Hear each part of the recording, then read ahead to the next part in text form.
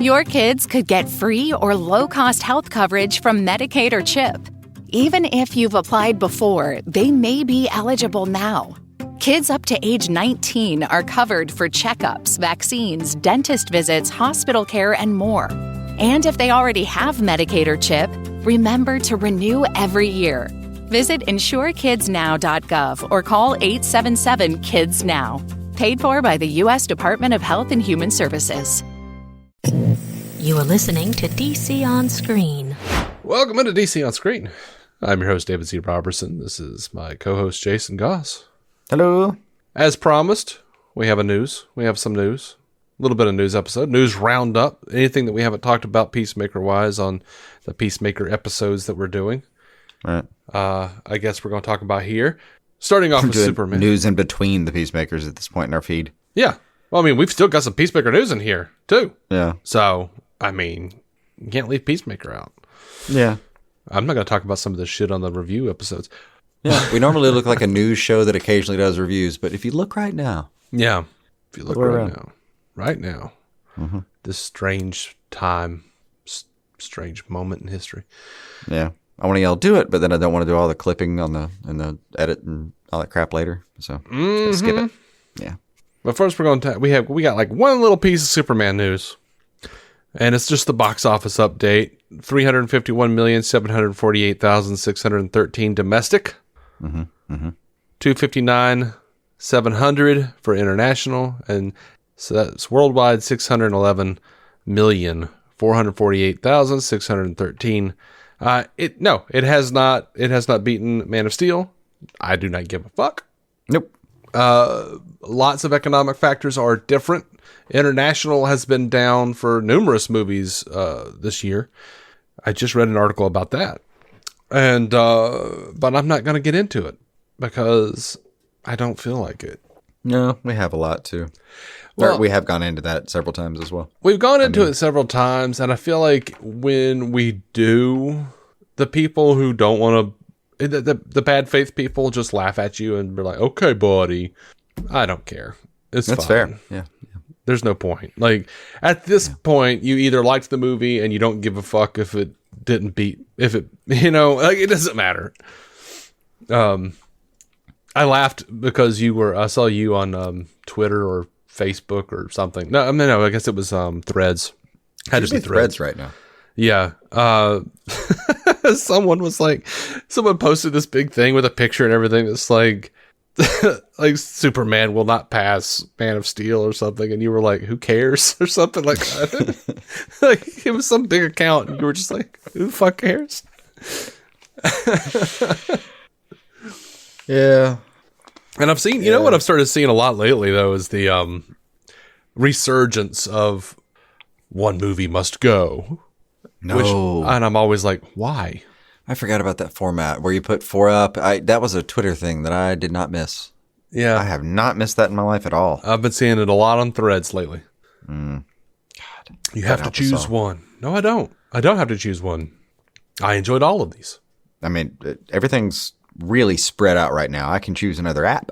That's what I can choose. Mm-hmm. My dick is raw from enjoying all of these. Yeah. I also get very mutey around some of those repost games like that. That's... Mm-hmm. Oh, yeah. No, it's a great, like... Dude, are you very aggressive as well? I imagine I'm not the only one who's like this.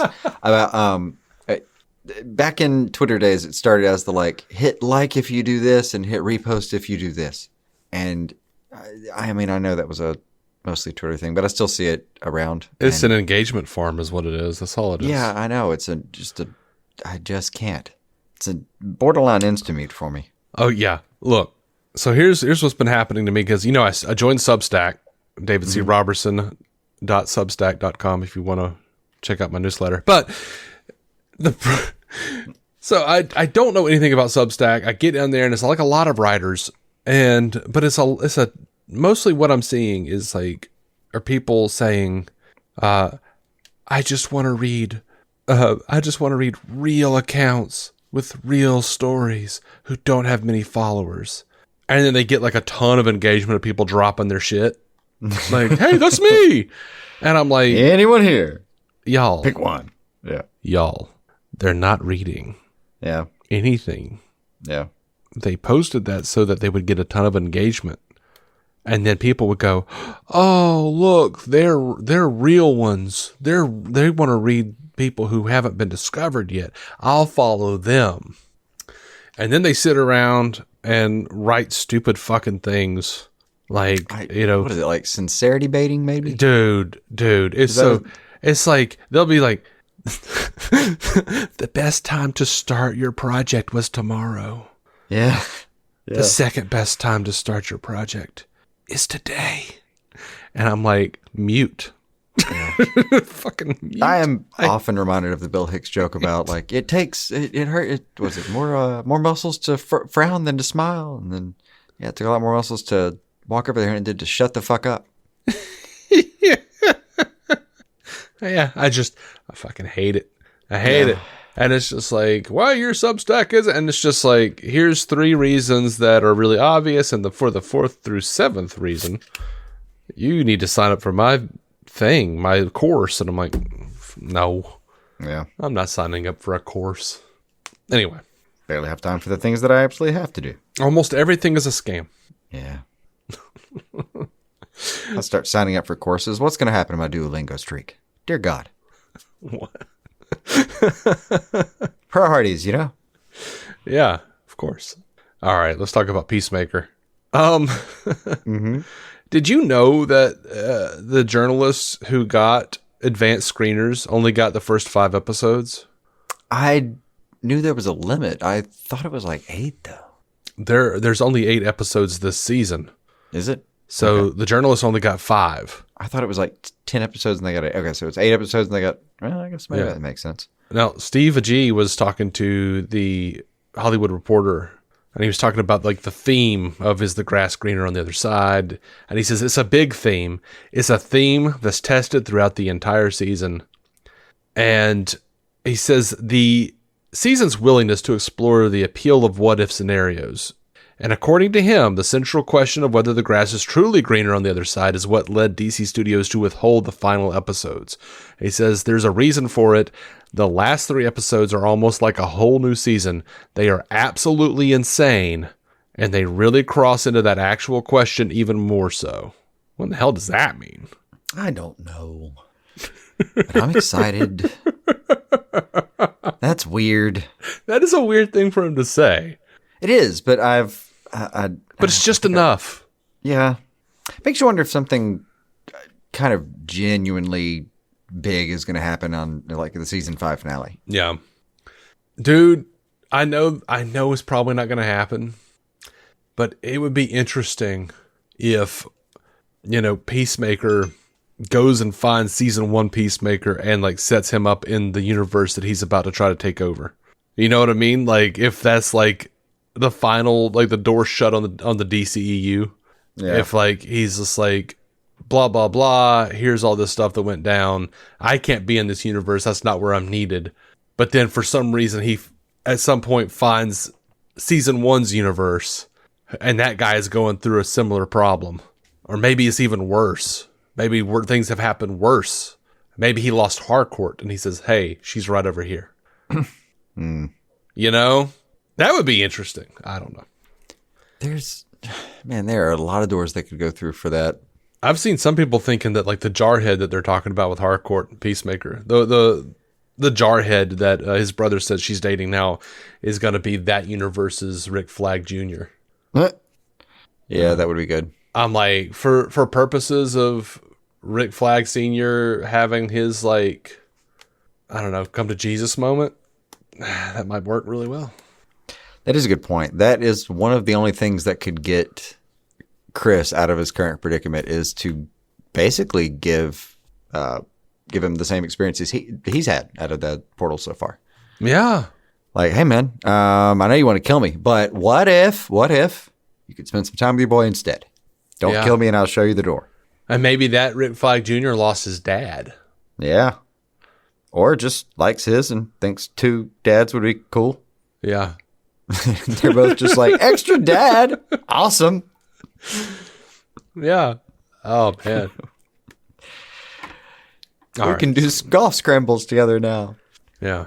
So I've caught James Gunn kind of being a little fishy with the way he's talked about this, because he's been like, this is other dimensions. It's not the multiverse.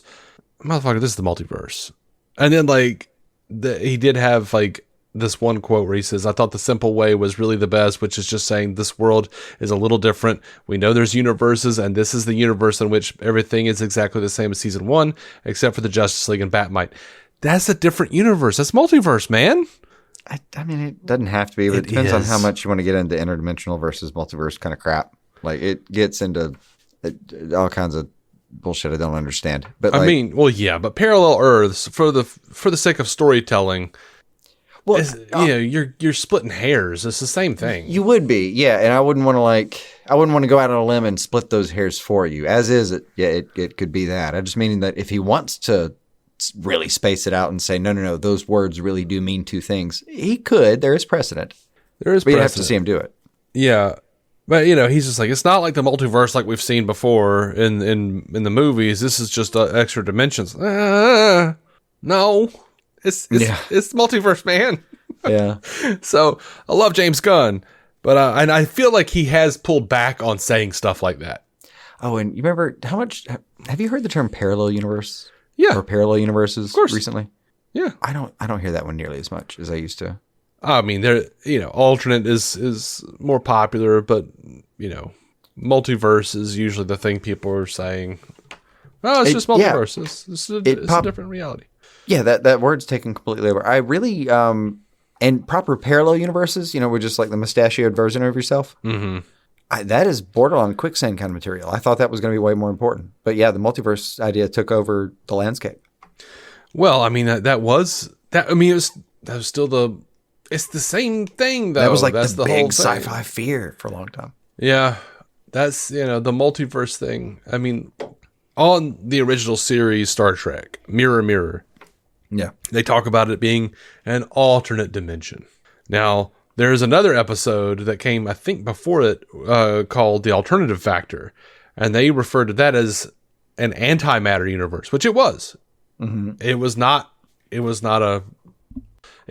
like a multiverse situation, but they didn't say that. They didn't say multiverse. They didn't even say a parallel dimension, I don't think. They said it's an antimatter universe. Well, which is though, I think that singular is important. Yeah. I do, now that I think about it, I think I remember thinking this a while back. I'd almost like to track it in a way, but man, I think at some point the public got used to it. There being a lot of them, but back in my childhood, it was like, what if there was one other universe? And it would just always be like, what if there was one other place or another place? Mm-hmm. You didn't do that plurally a lot. And then at some point, the whole thing broke open, and now just everything's, an infinite version of anything is possible. And the public knows about that pretty readily. Yeah. Yeah. But yeah, what I think happened, though, is, because the quote I just said from Gunn about the different universe, like, that was a while ago, and then it felt like he pulled back from that. But when he was explaining what it actually is, it sounds like a little bit like when Harlan Ellison went through his phase many years ago where he refused to be called a sci-fi writer, and it was like, it's speculative fiction. Fine, Harlan, but it's the same fucking thing, right? Yeah. Like, one just has a negative connotation in the media.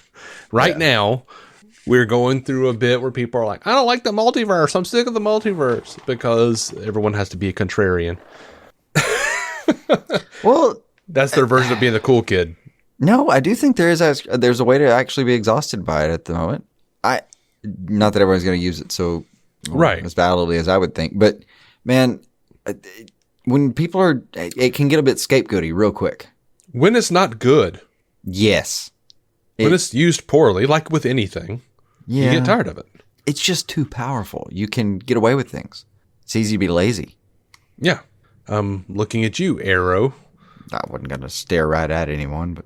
Oh, I'll stare right at Mark Guggenheim. Fuck you. No, I'm just playing. But look, the thing about Arrow, when they brought back, Canary, mm-hmm. I felt like that was righting a wrong. They killed Laurel off. Yeah. Because they didn't know what the fuck to do with her. Yeah. And then they were like, there was a really negative reaction, and also maybe we should have just tried harder to write this character. I think they had better ideas about what they could have done with her after, and they cornered themselves too with what they did with that fucking grave in the beginning. They didn't even know who was in that grave at the beginning. Yeah. They've said that. They've said they didn't know. But I did, which is also kind of an irresponsible thing to do, I think. But yeah, and she was way better from Earth 2 anyway. But easily, yeah. Whole different situation. Way, more interesting character, I feel. But the second draft of what can we do with this actress was a way better pull, yeah. Unfortunately, everything around her started going to shit. It was at a bad time, yeah. Which is funny. That actually, in my opinion, you know what? I have to give her props in retrospect because, yeah, that means in spite of her being really poorly written, I feel like, for several seasons. Yeah. She somehow had so much fan pull that, and apparently on-set pull, she was well loved on set as far as I heard. Yeah. But she just went over so damn well that they decided, let's do this again, but let's do it better, and had a better idea, and it did better. And at the same time, the show was doing badly, and she stood out. Mm-hmm. Like she did rise above the entire thing as far as that goes. Good job. I hadn't thought about it that way. Yeah. So see, this is, look, I'm not a perfect person. I like to get my jabs in. Mm-hmm. But hopefully it's clear that I assumed you were going to take a swing at Marvel a second ago. No. Hopefully it's clear though that like I am willing to be like, no, there's nuance. Don't just hate it. There's nuance. I don't really hate Mark Guggenheim. Sure. I'll give him shit on the show. I don't know the man personally, but if he was sitting right here, I'd be like, what the fuck, man? Yeah. We have a laundry list of lies. He did really enjoy, it seemed, lying, just straight up lying about what was happening. Yeah. Which in retrospect, I'll take that over the dude who like ended the Flash, like that Wallace guy who was just like, don't worry, it'll end with everyone happy and safe. Like, fuck you, shut up. Like, you're taking away every stake. Yeah. Stop. Like, man, next couple episodes going to be crazy. I think it really adds some stakes. Don't worry, no one dies. And I think they'll all be happy at the end. But, man, it's going to be crazy. No, you just took that away. I mean, his things would be worse, man. I mean, it'd be like, yeah, man, the next episode, like, I don't want to say too much, but like the top comes by and like, Candace is gonna she's gonna end up with a cancer diagnosis, but like that's gonna be a big deal. Anyway, Top's probably gonna die, but like, anyway, you'll learn about it during the episode. But don't worry, everyone will be fine. But it'll be all right. It'll be sorted. Like, we have a happy show. So what the top part of this do I not know? Reform, and. Yeah, everyone's worried about the big mystery, and man, I get it, man. Mysteries are great. I mean, we're just gonna reveal that this the guy under it was Wesley Allen Shipp the whole time. But like, I'm glad everyone's enjoying it though. Yeah. Well, let's show what it was at the end of the season. John Wesley Shipp, yeah. Anyway, over to Batman, and this is just like sort of a conglomerated Batman news. So first of all, someone asked James Gunn if he could see Chris Pratt playing Batman one day. He says, as Batman, no. As something, yes. Chris Pratt's one of my best friends. We talk all the time. He's a great guy, and he would love to do something at DC. I would love for him to do something at DC. I believe that was before Chris Pratt came out talking about how great of a guy RFK Jr. is, so I'm not sure how Gunn stands now. That may have some effect. We'll see. Might have some effect. See, speaking with Variety, Alan Ritchson addressed the possibility of playing Batman. Quote, well, it's not rumor that James Gunn is a fan. He said it himself. And am I a fan of James Gunn? Absolutely. I don't want to mislead people. Words have been exchanged about Batman. But I strongly don't think that Batman is in my future. I do think there is something in my future with DC. And I would like that to remain true. That's a little hope dashy, huh? A little. I'd still like him there. I think he'd be a big win there. But my head goes immediately to Deathstroke next. My head went immediately to Shazam. And the only reason I think they wouldn't do it is because Shazam was recently a failure at the box office. That is true. But that motherfucker looks like Captain Marvel. He does, but he is... Honestly, I think I went with Deathstroke, though, just because of his height. And in my head, Deathstroke stands like inch for inch with Bruce every time, I feel like. That's interesting. Whatever they do with him, he's just such a frame, man. You got to use that size. Yeah. I went to, I thought about Bane as well. That would be absolutely sick, actually. Yeah. I hadn't gone villain with him at all. But then if you're going to actually do Bane, you needed that motherfucker from the last season of Reacher who was like way taller than Reacher. Yeah. He could do it. And he already has a weird accent. Yeah. So that works out. And true, I don't know. I would say I don't know what Ritchson's range is, but I feel like I have seen him go all over the place. Yeah. I mean, we saw him in Titans. Yeah. He really did some weird stuff on Titans. I mean, I know he can do more than just stoic Reacher kind of crap. Yeah. Yeah. I don't know. I mean, the guy's been Aquaman. He's been Hawk. Oh, I forgot about Aquaman until the other day. I saw that again. He really has been around. I think he was maybe Raphael in one of the Michael Bay movies. Yeah, why not?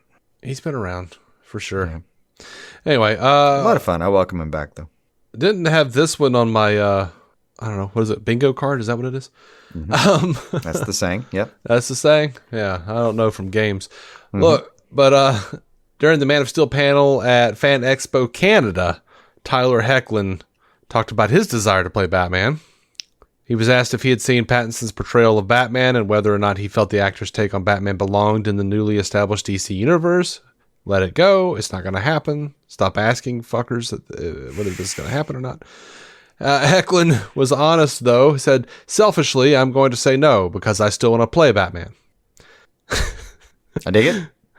He said, I think, and I say that Rob did a fantastic jobs, and Matt Reeves, it was great. So I'm happy to let them keep doing their thing and maybe leave the door open. I don't want to see Tyler Hoechlin play Batman in the DCU. I'm sorry, Tyler. Why? I just don't want to. I'm done. I'm just good. Done with him? Or? I liked him as Superman. But as funny as like I said it before, that it would be hilarious if Henry Cavill wound up playing Batman in this universe. He is maybe my favorite stunt cast as far as that goes. Yeah. And he would legitimately be good at it. Cavill? I think so. I think it would be hilarious. And if they go that way, I'll go with it. But I don't want it.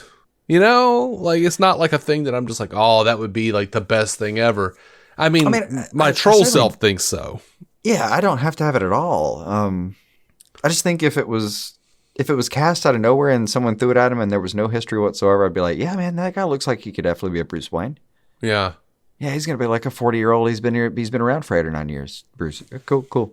Yeah, I just, I'd see Tyler Hoechlin less than Henry Cavill, but I don't want either of them there.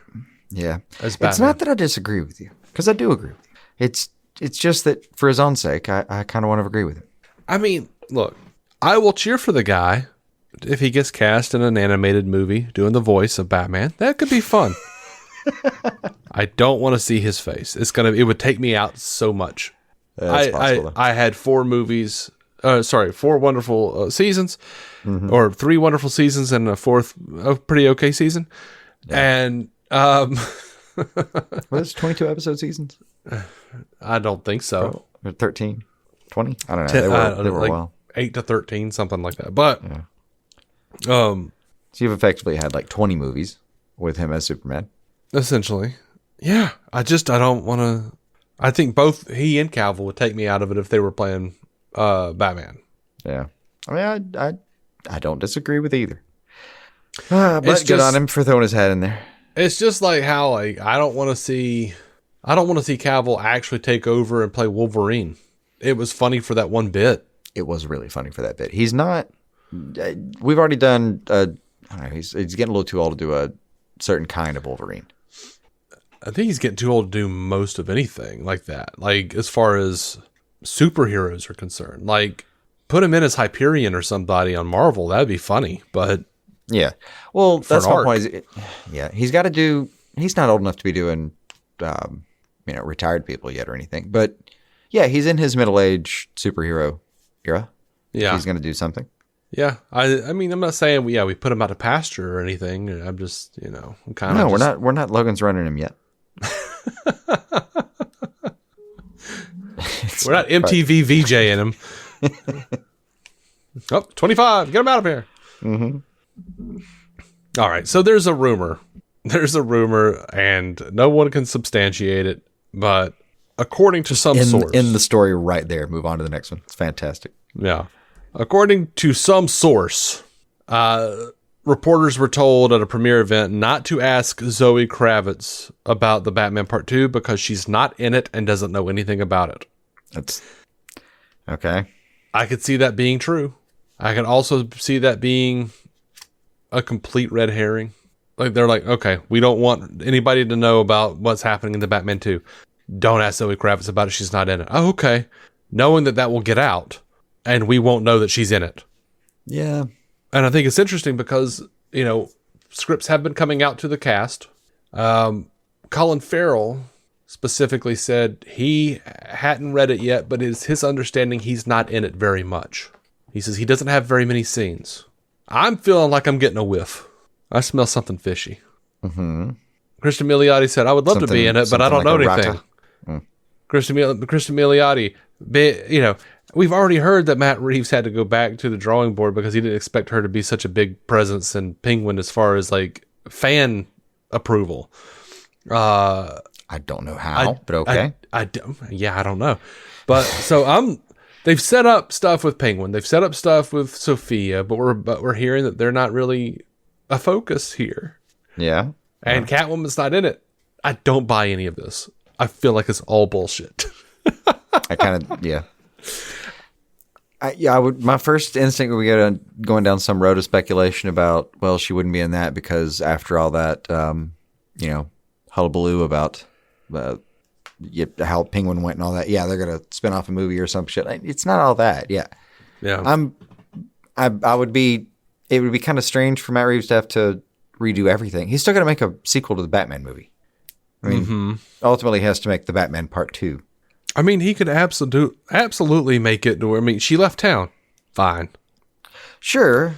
She's not there. Penguin is in charge now of some bullshit. Fine. He's in it for a few scenes. Batman, threatens him, throws some stuff around, whatever. Well, he's not the main villain. He was one of two last time. So he's only him being reduced this time after getting a ton of stage time the other way around. Yeah. His bit about him not being in it much, I buy. Yeah. But not the Catwoman part. That she should be right into the next story just based on where the narrative is going. I'm not so sure. But she did have Sophia had a letter from Selena, I think. True. At the end of season 2. Unless they're building up, they're saving that for part 3. True. Although, here's another angle though. It's been so long that who cares? No one's expecting anything other than a movie. That's not true. A Batman in it. So yeah. I don't even remember who was cast other than a Batman. Throw it in there, I guess. I don't agree with you at all on that. I think everybody's got theories, man. The internet's gone crazy about this shit. Yeah, I kind of forget for a while though. Everybody wants their little piece of whatever they liked in the next one. And I'm saying it is entirely possible that all of that is true, and they are not going to do anything with those characters in this next movie. There's so much sandbox in the Batman universe. Oh, and was the Joker scene an official release or just a deleted scene still? It was. Do you recall? It's an officially released deleted scene like the week the movie came out. Yeah, but he was keeping it outside of the movie. Yeah, because him showing up to interrogate Riddler and Joker felt like too much. Oh yeah, I don't disagree at all. And what was already a relatively long movie there. I suspect that the scene is still canon in some way. I mean, I'm a little wondering, but it short of that rumor, where would you want to guess he wanted to land with the villains? Because like you said, I mean, he's probably not gonna. You can't make a movie about that and the Penguin. That's just that's not happening. Get that off the table. You kind of put Riddler away. You probably did that story unless you're making. He's probably not doing that. Catwoman's probably gonna be there. I don't know. I guess you could give or take, but like, I mean, you look at what got a lot of villain possibilities. What he set up was, Hush. What he set up Court of Owls. Yeah. He set up Joker. Yeah. They have set up a continuation of the Selena storyline with Sophia and vice versa. They've set up Penguin being in charge. I mean, there's so much they could really do. We just don't know what. Set up the Joker. Yeah. And it seemed like at the end of the Batman, they were setting up Joker and Riddler teaming up. Which sounded like the most fun part of the sequels. That was the part I'm most immediately interested in. Yeah. I thought I really did like that conversation. That's a neither here nor there, though. Mm-hmm. It's a good conversation. Mm-hmm. There's a whole lot they can play with, though. And I think it's hilarious that people keep making these fan posters about Mr. Freeze. And I'm like, why? What? Where's that coming from? Mr. Freeze? I mean, yeah, he can pull out fucking King Tut or Condiment King if he wants to. Whatever you want to do, I guess. But you don't have to stick to any of the names that we just used. Nope. But God knows you're probably going to grab a couple of them. Or something similar. Or something in the main canon. Main gallery. Mm-hmm. I don't know, man.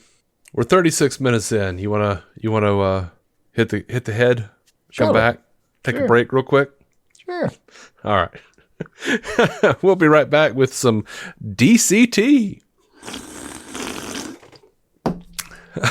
Right after this.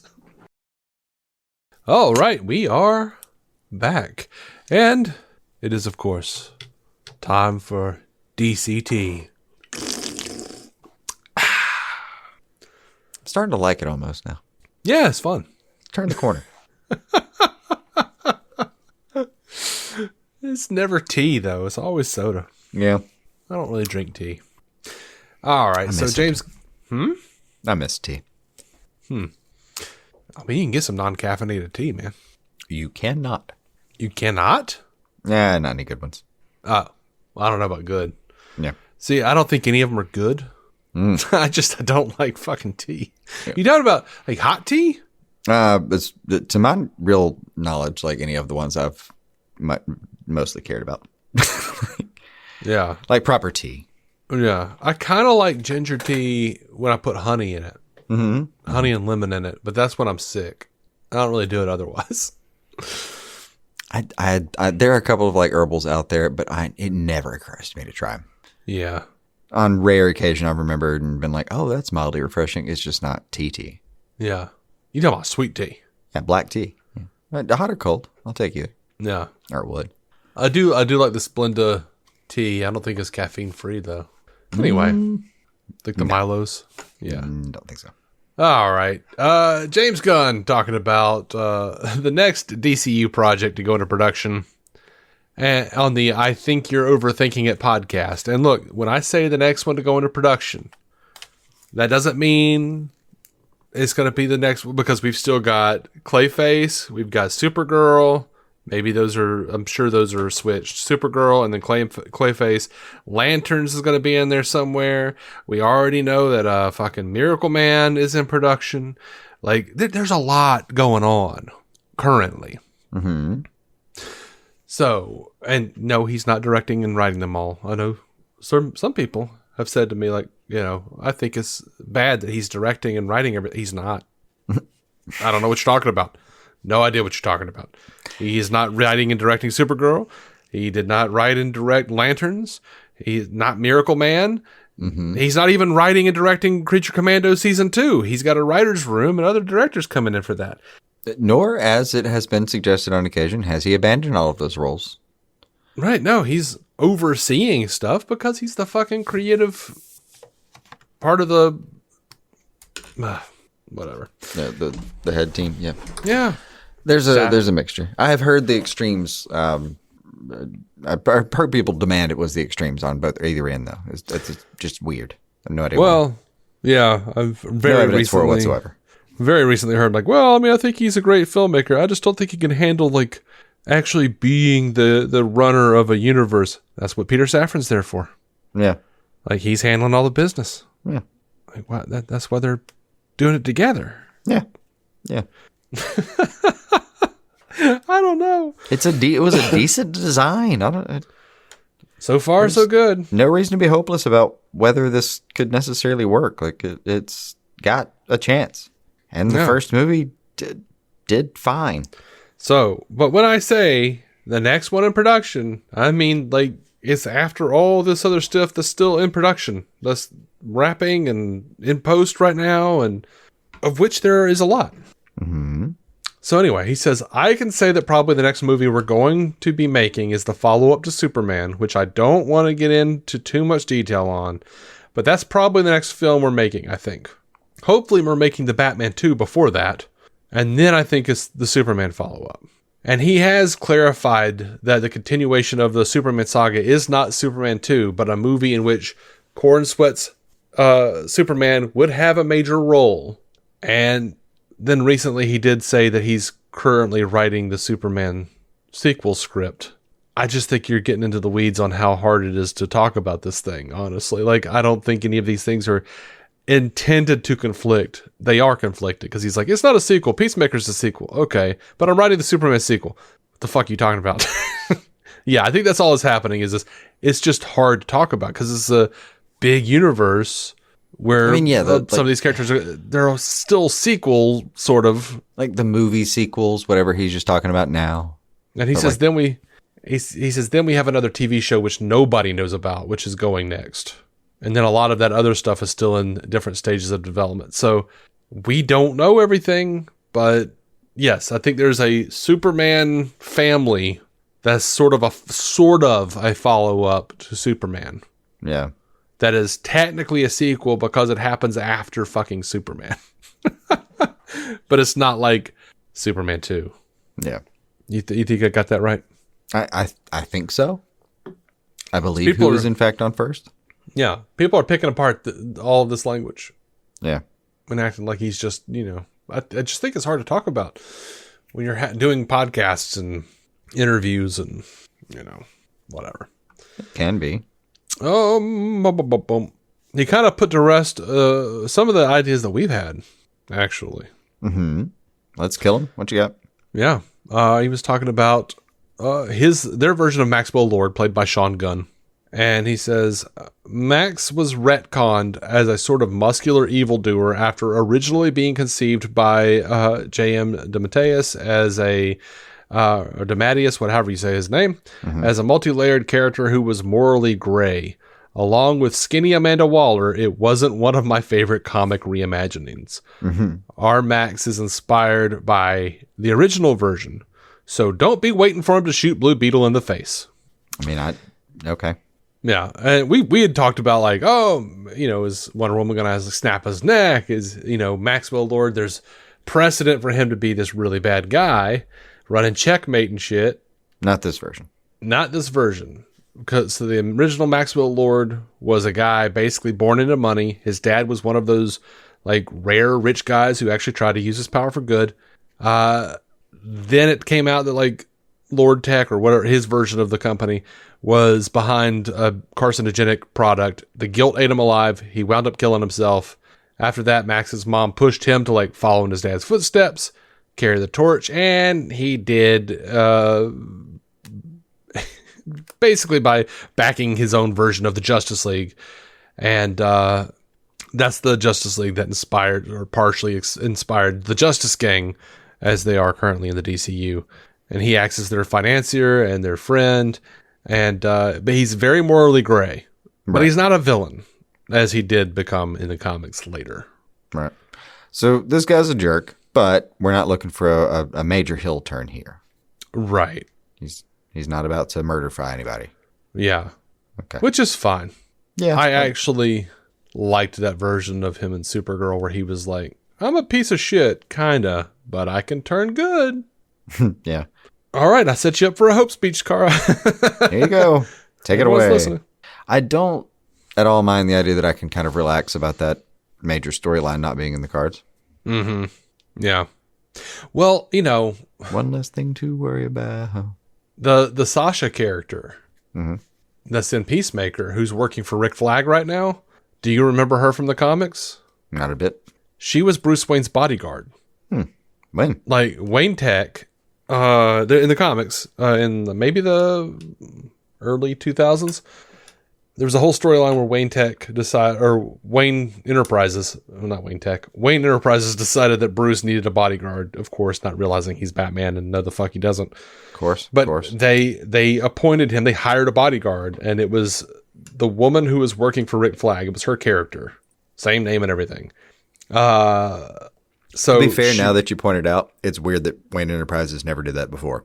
Right.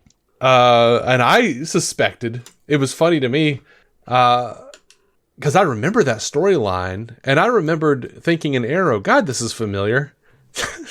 Because in the comic, she figures out that Bruce Wayne is Batman because he keeps like fucking dodging her and getting away from his bodyguard.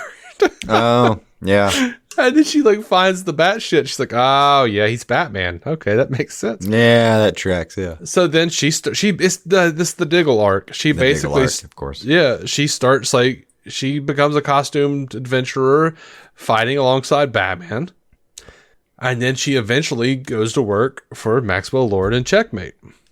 So there was that, and people are like, oh shit, but I guess not. I might have run across her in the Checkmate series from like 5-6 years ago. If she was in it 4 or 5 years ago, maybe. Yeah, maybe. I don't know. If she was still banging around, Checkmate at that point. Yeah, I don't know. As I wasn't reading comics or keeping up with it at the time. Yeah, at that time. Yeah, we have a little gap where I have a bunch of stuff on my shelf I was telling you about for a second. Yeah, I've got so much stuff from like the 80s and 90s and early 2000s, probably to about 2008 or 9. Yeah. And then like we started rooming together, and I feel like you picked up like 2 years after I disappeared on comics. Yeah. You picked it all up. I'll grab a pull list real quick. It's like, damn you. So I covered a couple of years for us, and then we both just ran out of steam for that. Yeah. I ran out of money and space. You do. As you do. I genuinely, there is a point where you can, I think that's got to be, anyone listening can maybe chime in on this, but there has to be a pretty regular format to that, right? Like I've got as many bookcases as I can handle, or bookshelves as I can handle of comics right now. And I had the choice of either going into full lifestyle mode, where that started to make, all the boxes and stuff like that and cataloging them and pulling back and all that crap, or I just had to kind of phase that out in the physical and just hit a wall. Yeah, in the physical. It can't be irregular. Like, in the physical, I will still grab trade paperbacks when they're on sale. Yes, very much so. Can't do the monthly issues anymore. I would love to. If I could afford it. Yeah, but I have like a whole lifestyle upgrade. I have to, I have to. There's a number of other things in my life that have to be right before I have the kicking around money to upgrade that part of my lifestyle. Yeah. Before comics get back in on a monthly form.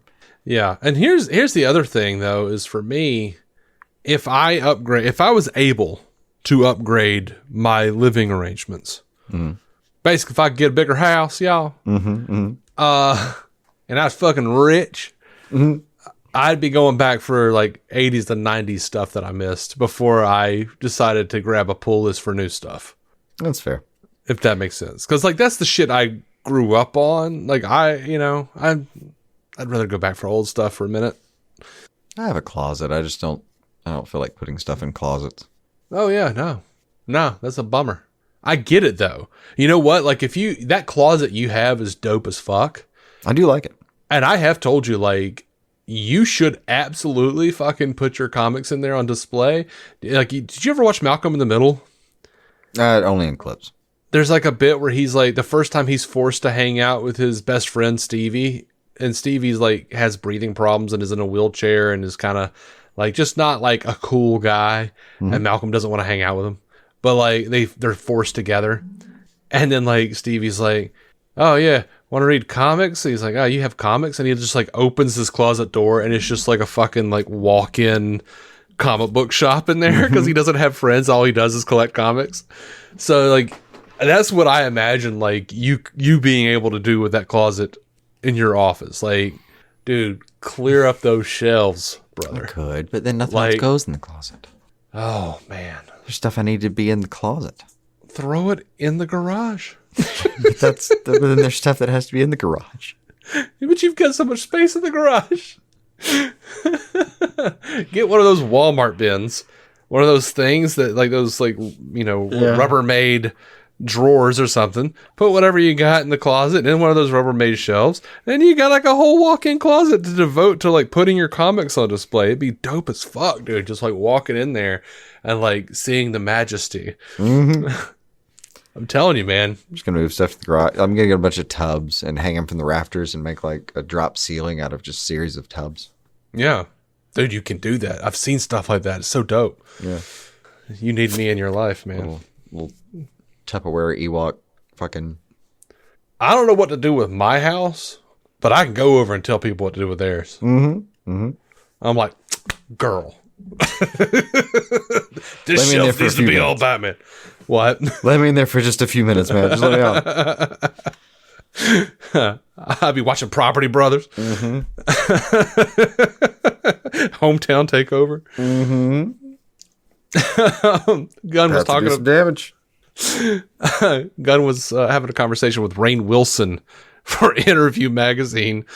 And Gunn explained that there are 3 factions in the DCU: the metahumans, the world governments, and corporations. There's Luthor Corp, there's Lord Tech and Stag Industries, and Wayne Enterprises, which are the 4 big companies that are vying for another type of domination. And they aren't evil corporations, really. They're just fucking amoral corporations.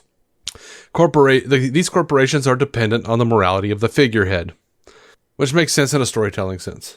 Like, of course, Luthor Corp's gotta be evil as fuck because Luthor is just fucking that guy. Right. I mean, Stag is an asshole, morally ambiguous. They don't say anything about Stag in here, but we've seen some of his outcomes already, and things aren't perfect over at Stag. Things aren't perfect. He's an asshole, but you know, he comes around a little. He's like a foil more than anything. Yeah. In the Metamorpho stuff, I feel like. They don't seem to like old father-in-law, old pappy-in-law. Yeah. Stag. I'm excited to see where all those things go. Me too. Who are the other ones you said? Oh, Wayne Enterprises, Lord Tech, and Luthor Corp. All right, so just Lord. Okay. Lord Luthor Wayne. Yeah. Lord. And I'm over here going like, where the fuck is Ted? Where's Cord Industries? Is it gone? I mean, yeah. I guess so. He was talking about Blue Beetle, though. And to talk about Blue Beetle, he was talking about Peacemaker. He was like, Peacemaker was always in a weird place. People say he's a part of the DCEU, and he wasn't really. He was a part of this in-between universe of DC when there was nobody really making sure everything was connected, and at a time when they were going to rewrite everything with the Flash. He was a fever dream, basically, yeah. Yeah, we were kind of able to do whatever we wanted. We had that brash ending, which I loved. It was one of my favorite things in the whole season, but it just didn't fit into the DCU. And Peacemaker there's hardly anything you need to change for him to slide very easily into the DCU. Same with Blue Beetle. They just kind of fit in very nicely, but maybe we have to retcon a couple of things. But this is the big one. And then in a interview with IMDb, someone mentioned that they wanted to see Blue Beetle in future seasons, maybe of Peacemaker. And I don't know if that's true or not.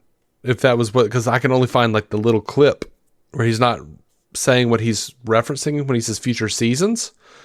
Gotcha. But Gunn did say, I won't say you're not in luck about Blue Beetle coming. So, and we know it's going to be Solo. We know it's going to be that guy. Yeah. So, or Jolo, however you say his name. Yeah. I'm excited about that. I liked Blue Beetle. I didn't, I've very recently heard someone was talking to me about how it was a shitty movie, and I was like, how? It was not mold breaking, but it was a good movie. I mean, I think it was pretty formulaic, but it's a genre film. Like, I enjoyed it. I don't remember, I don't think that's one that I've rewatched again, so I could probably give that a rewatch pretty happily at some point. Yeah. Yeah.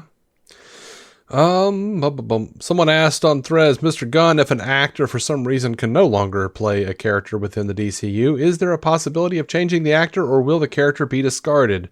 James Gunn says, if an actor cannot continue a role, I will change the actor, no problem. No Kangs in this DC universe.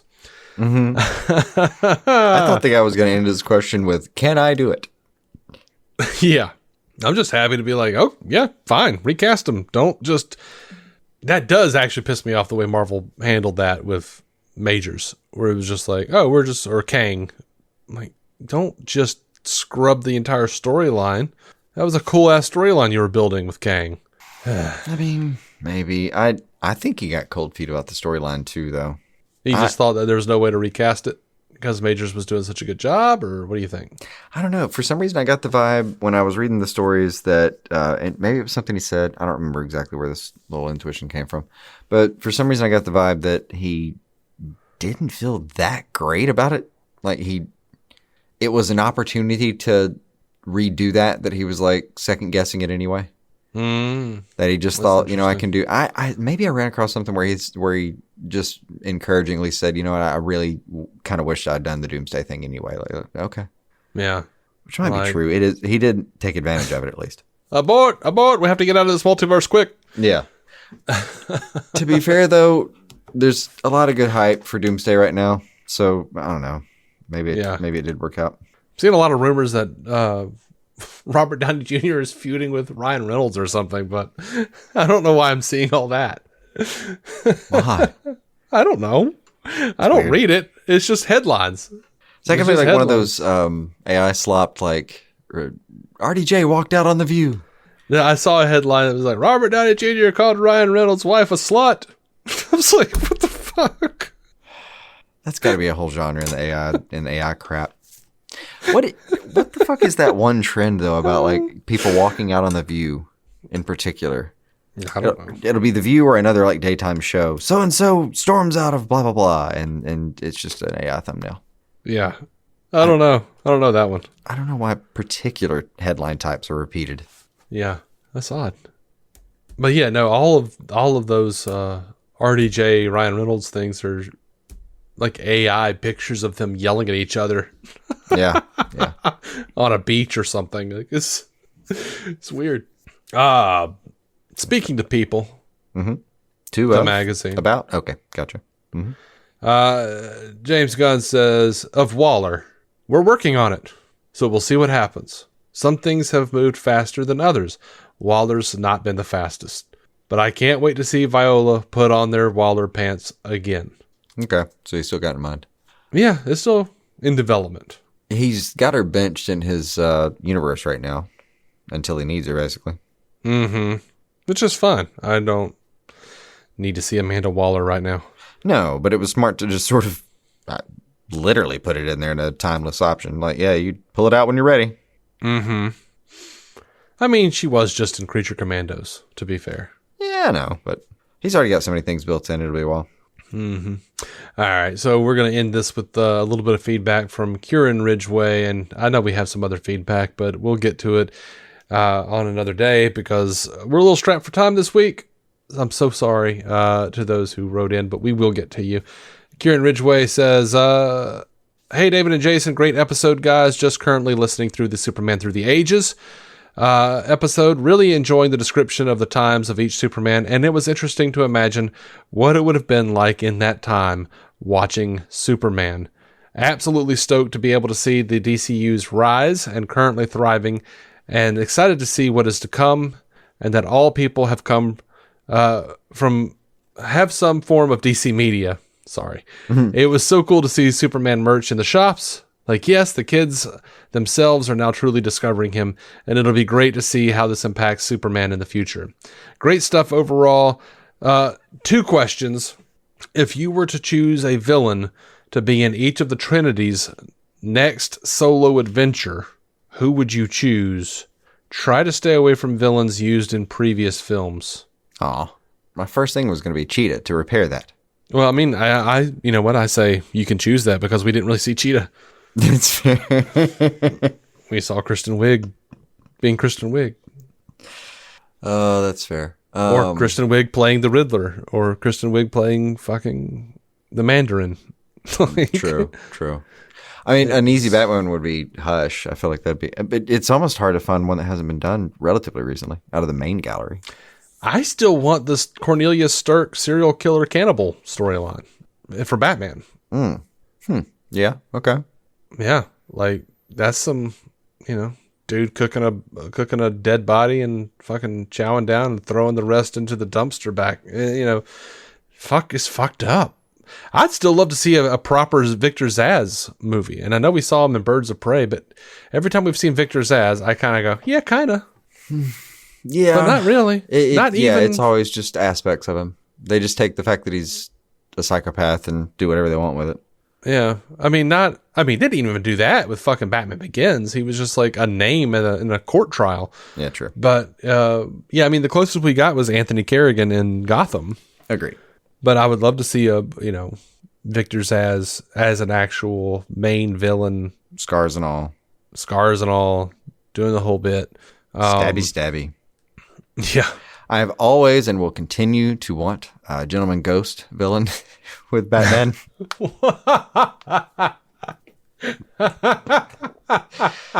Which sounds stupid, but my heart wants it. I'm sorry. No, it really does. You sort of had that in the Batman the Cape Crusaders show. It wasn't Gentleman Ghost. It was whatever the other thing was. It was a little close. Yeah. It was kind of close-ish. And we had Gentleman Ghost we had a Gentleman Ghost popping up in Batman the Brave and the Bold. But yeah, I get it. You want something a little sillier, I guess. I don't know. Yeah. I think Giganto would be a lot of fun in the DC Studios form or tone. What do you mean, like for Wonder Woman? Yeah. Okay, I can see that. I think big growy villain for Wonder Woman would have anyone Gunn would hire would have fun with that. Yeah. Who hasn't Superman touched though recently too? Brainiac. Not true. I mean, Brainiac's the obvious. Though, but everyone talks about Brainiac. Everybody wants Brainiac. It is the obvious. It is the real big obvious thing. I don't want Doomsday. That's the one I don't want. Yeah, for sure. Or Bizarro for a second. It's interesting that in Peacemaker they had the newspaper clipping or whatever that said that the top trio defeated Ultra Humanite because he started out as a Superman villain. He did. Before he was an ape. Yeah, back in the ape monkey era. Yeah, before he was an ape, he was a Superman villain. He was the anti-Superman. He was he was all brain. Superman, ultra human. Yeah. So it wasn't human. Did right. Was that you telling me about this recently, or just run across it? Where there was some small period in comics where you just every time you picked one up, it had a primate on it. I think we've talked about that on the show, and but yeah, no, that they apparently DC just Comics tested just well realized for a second. It didn't even test well. Every time they put a fucking gorilla on the cover of a comic, it sold out. Like it was doing crazy numbers. And then the DC offices were like gorillas at it, fighting to get gorillas in their books. It was crazy. That's why DC has so many fucking apes. There are a ton of apes. There are a ton of gorilla characters. Absolutely. Mm-hmm. So yeah, I don't know that I answered the question entirely. I think about the next one. About who we do next. I think we snuck that in there somewhere. Yeah, I don't know that I even touched Wonder Woman. I wouldn't mind touching Wonder Woman. No, yeah. I've never been too interested in most of Wonder Woman's rogues gallery. I think Circe is probably my favorite one, so I'd like to see her, which I think we just did in Creature Commandos. So she's the one that is interested in me the most. Probably. That I had the most fun with. I think I would like to see her take on magic. I say that. I would have, there's times when I would have not enjoyed it as much, but I think I would really like this one. Yeah. Yeah, man.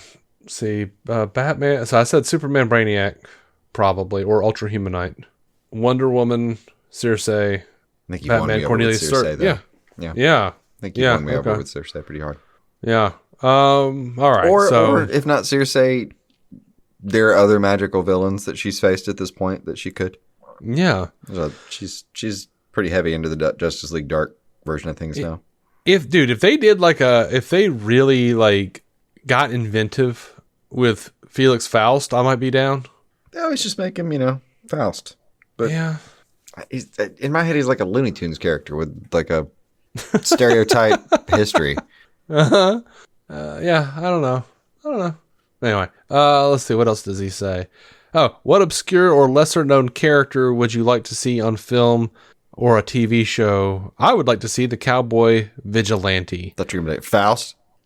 Yeah. We have seen though in Constantine, actually. I think we saw Faust in Constantine. I think he had a. I think we did, didn't we? In Constantine, yeah, we did, didn't we? Yeah. I love the idea of cowboy vigilante. I'm just sorry Nathan Fillion isn't available to play him like he did in Justice League Unlimited. Yeah, I'd like to see cowboy vigilante. It would be fun. That would be so fucking great if we found out that if they just did a thing where it turned out Adrian's whole family line where it was crazy as fuck, and like he got this character vigilante from like his great grandfather or whatever, and there's like a single fucking blurry old sepia tone picture of him as like the cowboy vigilante. I would love that shit. That would be a lot of fun. They could do whatever they want to bring him into the present day. It would work. So yeah, Kiz says thanks for reading the email and sorry it was lengthy, dude. You're good. Oh yeah. Just wanted to show my appreciation. So I feel like I say this a lot. I would love to see Ambush Bug. I would love to see R Guile, his sentient sock arch nemesis. Yeah, anything extra dimensional like that would be a lot of fun just to have one of those kinds of wars. Yeah. Yeah. And, as far as obscure characters, I feel like I'm going to get that because, I would probably also pick like Miracle Man and Big Barda. There are a fair amount of people that I would have picked as obscure characters that are no longer that obscure. Yeah. They're not as obscure anymore. Or Animal Man might be one I'd throw out there. He's not obscure by any stretch, but he hasn't been on screen. I think he's pretty obscure. Really? I really do. I think all of these characters are pretty fucking obscure, all and right. we are who we are. Weeds. And we are deep in the weeds, my friend. Yeah. We are in the soup. We are riding on the back of that fucking horse from the Never-Ending Story, who's in the quicksand. That's.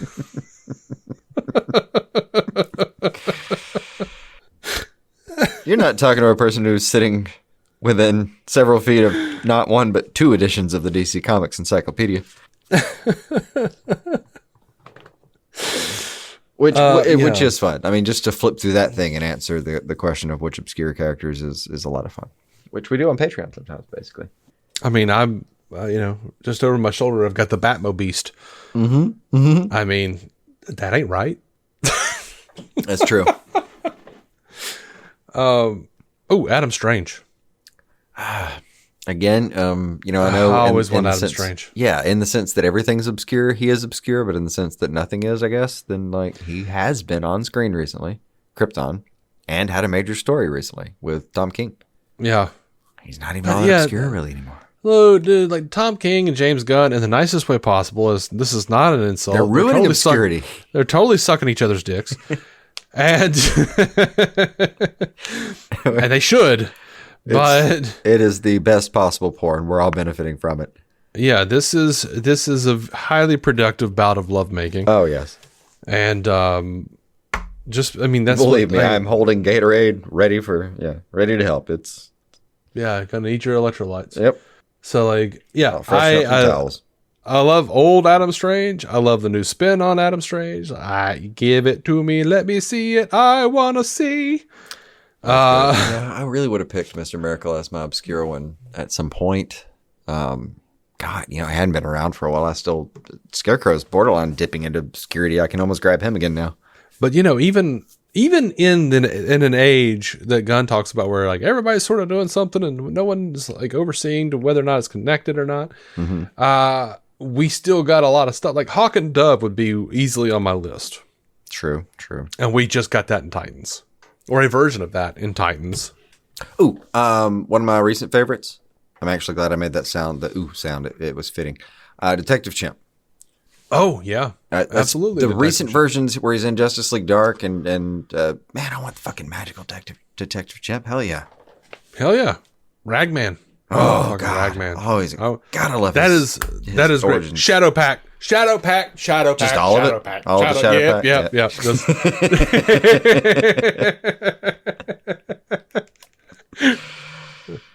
Oh yeah, with Ragman and Chimp and Detective Chimp and Shade. And that's a good point. The whole thing. That's a good point. Yeah. I think the theme is that me and you are really itching for a Magic DC movie, a proper Magic DC movie. I think we are, and Not I'm just like, Shazam. You know, like a. It's aggravating too, because like James Gunn is like, well, Guillermo's never reached out to me and said that to me, and we're friends. I'm like, fucking call him and be like, do you want to do Justice League Dark? There's like, just do it. We promise we won't use AI, Guillermo. Just come do the movie. Call him. Yeah. Call the man. Yeah. That's a oft heard phrase or imperative in my house growing up. My dad would let the house like go to pot and be like, I don't know what to do about it. And my mom would be like, call the man. Call the man. Which man? Whichever one's the right man for this. Call him. Call him right the hell now. I'm not calling him. I can fix it. No, you can't. Or you won't. I don't care which one it is, but just call the man. One of those two will be right. Combination. I don't know. Call the fucking dude. I mean, it was a catchphrase for her. She thought it was funny. Yeah. At some point, like as frustrating as it was funny, like because no matter what it was like, he's like, oh, I don't know, my stomach hurts after that surgery. I don't think it's right. Call the man. You need a checkup. Call the man. Honey, can you bring me a towel? Call the man.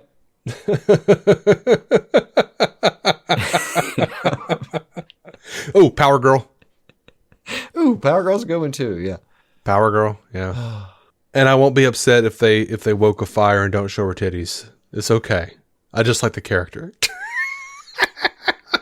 Since apparently wearing clothes is now woke as well. That one, granted, it would be hard not to. It'd be hard not to do her costume to some extent, but like, man, if you toned it down just a couple notches, no one blame you. No one blame you. Just saying. Yeah, that's the thing. She's 14 out of 10 right now on the toned up stage. If you just pulled it down to 11 or 12. That's the funny thing is like that I'm not certain, you know, I have a grasp on because it's like, you know, I came up in the no. Right, no. I came up in the time where it was like, no, we're not supposed to, you know, to be progressive about all this. You're not supposed to like shame a woman for wearing what she wants to wear. But then somewhere it started happening that it was like, how dare you let her wear that? And I'm like, this is the character. This has always been the character. Yeah, but it was because of evil men. Oh, okay. But then like other like people like Amanda Connor come out with like Harley Quinn and stuff. She had Power Girl in the old standard costume and shit. Mm-hmm. And then people were like, well, I don't know what the fuck to do with that. Yeah. It's like that old Norm Macdonald bit on Weekend Update where he like makes a joke about women drivers or something, and he's like, and everyone boos, and he's like, oh yeah, how about that joke was written by a woman, and everyone was just quiet. He's like, yeah, now you don't know what the hell to do. Yeah. I'm just kidding. We don't employ women here. No. Yeah. Which is dead true, mostly due to a lack of an ability to employ anyone. Right. But then you have, you know, Tina Fey and Amy Poehler come in and just like run the fucking show for a minute. So, right. Yay. Some of the best fucking SNL too. Oh yeah. Killer. God, love Tina Fey. Yeah. So yeah, I don't care. I think I'm a little partial to the recent thing with Power Girl where, you know, she's got pants and a jacket, like a red jacket instead of the cape. I haven't seen that. Yeah, that's a thing. I like that. I'm a sucker for a jacket, for like a short jacket. I think Rogue did it to me in the X-Men back in the 90s. Oh, yeah. I get it. I don't think that hit that well. Didn't Jubilee have a short jacket too? No, she had a long coat. It was a long coat? Okay. Yeah. I'm mixing those up then. But she was like 12. True. So I didn't feel, even as a child, that was a little old for me at the time that I was watching the original. It was a little old. Like I just slipped right on past. Like it was like she was a little old, but still, you know, wasn't hitting the hormone buttons. Yeah. and then I just miswrite. It was weird. They tried to age Jubilee up and make her sexy in the comics later on, and it was just weird. It was just weird. I can see it. Not how I got to know her, It was just like, I remember when she was like 12 and going on adventures with Wolverine. Yeah. And, he was calling her kid and shit. Like, associate this person with bubblegum still, damn it. Like, I'm sorry. Yeah. Yeah. It was weird that they tried to age her up. And I'm not saying she can't be aged up or comic book characters can't be aged up. God knows. And so do all the people fantasizing about Nightwing's ass. You don't have to keep them children forever. It's one of the more impressive asses in comics or out of comics. I think it's illegal not to make it an actual circle. It's funny. It's funny that those are the two that I talked about because Jubilee and Nightwing, those are two characters pretty specifically that people fight about whether or not they're Asian. That's funny. Which Jubilee is Asian. It's weird that they drew her with big blue eyes for a while in the comics. Feel like people didn't know. Like some of the artists didn't know, I don't think I've ever registered it one way or the other, yeah. Yeah. Nightwing, that was a weird... Nightwing comes up, though? Yeah, he does. Why? And I'm confused, but I don't know. He's Romani. I mean, I guess he is Romani, and like the... once you actually give him a story, he's got one. But even without a story, he just kind of looks like an average New England white dude. Yeah, and then Then you hear his name, and there's no forgiveness whatsoever in the white dudiness of it. Right. I think he was just a white dude, and then at some point, was it Devin Grayson who made him Romani, or Gail Simone? Somebody. I can't remember who. It was relatively a new thing. Was it? Was that part of Court of Owls? Let me see. It wasn't part of Court of Owls. It was before that. When did Nightwing become... The Gray Son, that was adding to the Romani thing. Nah, Devin Grayson began writing the character in the late 90s and early 2000s. Yeah. That was Gotham Knights number 20 in 2001. Gotcha. I have that issue. Yeah. Oh, cool. Absolutely.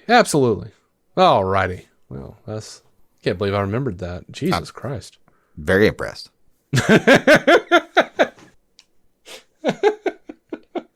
Amazing what sticks around in it.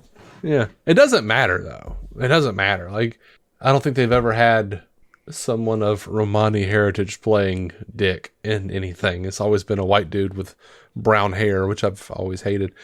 I guess he is supposed to be black haired based on every drawing I've ever seen in BTAS. Yeah. I do immediately think of him in BTS.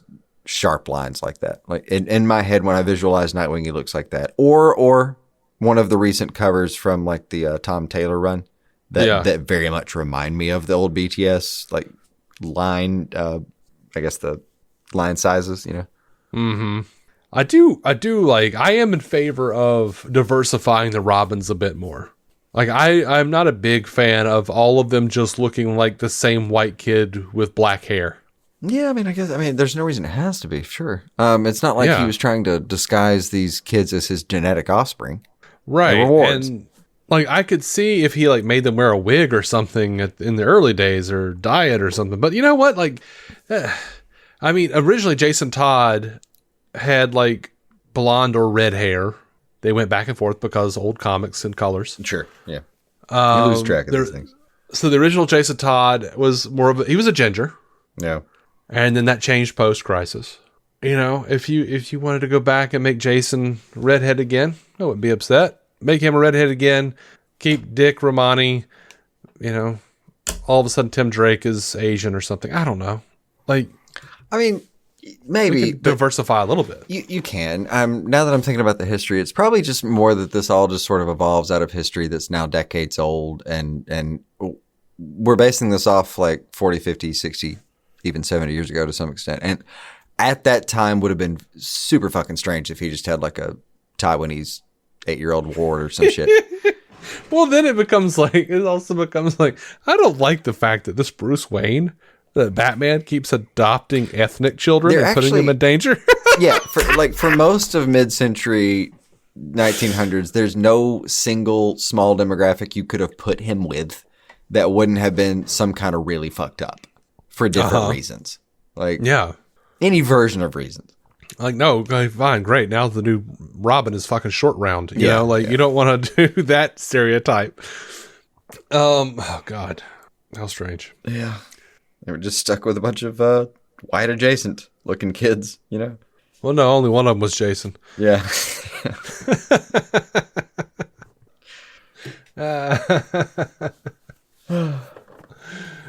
All right. I think we're going to call it on that. Oh, shit. Okay. Huh? Yeah. She's done, I guess. All right. Let's. Yeah. You good? Yeah. You sounded so shocked. I was surprised. Oh, did you find another story? no, I didn't. Thank you, Kieran and or Kiz. Mm-hmm.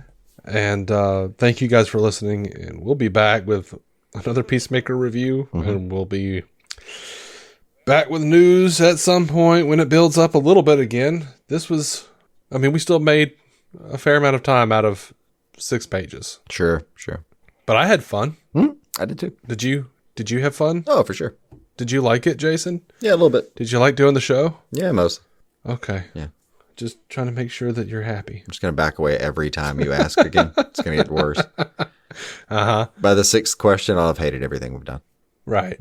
And then you'll be matching my mind. Yeah. It's called Mark Marinating. I've questioned every fucking thing I've said on this podcast. Right. Patreon.com/DC on screen. If you want to go over there, you can be a free member. You won't really get anything but the community out of it, but it's still fun. It's still, well, maybe it's fun. I don't know. Oh, we've had a bunch of new stuff up there recently. We have. And I do publicly post stuff that, I've put up that's outside of DC on screen, like the new newsletter that I'm doing. And I'll put up, some social media stuff that's DC related. Mm-hmm. And, but for $1 a month, you get every episode ad free, all of these episodes, just without all the annoying ads in the middle or throughout. And then for $5 a month, you get all of that, the community, the ad free stuff, plus, hit the microphone. Mm. Plus, whenever we put up, like a Marvel review or comic castaways or whatever the hell we're doing. Recently, I dragged you the middle of the evening to the Fantastic Four. You did. Yeah. The evening, late night, motherfucker. I consider it evening till like 3 a.m. I know. You're just wrong. Yeah. This is not subjective. I don't know why that word changes. In my head, it just feels whatever. Anyway, I didn't mind either way. We had a good time. We did. Still got a couple of Pop-Tarts left. Fantastic Four Pop-Tarts. Mm-hmm. Mm-hmm. I was so bummed out. People, we've been catching up on Love is Blind, and they were eating fucking Pop-Tarts. And I wished I had some Fantastic Four Pop-Tarts. I just had to go into the kitchen and pull out graham crackers, which I was excited about until I saw someone else with Pop-Tarts. Mm. There really were a lot at our local Walmart recently. Mm-hmm. Like only a few days ago. There. Yeah. I have a feeling if we venture up there, we'll be able to get the end cap. Oh yeah, we can go get some more to ourselves. Still open for 30 minutes. Let's go get some Pop-Tarts. Let's knock it out. All right. Thanks for listening. Until next time, keep some DC on your screen.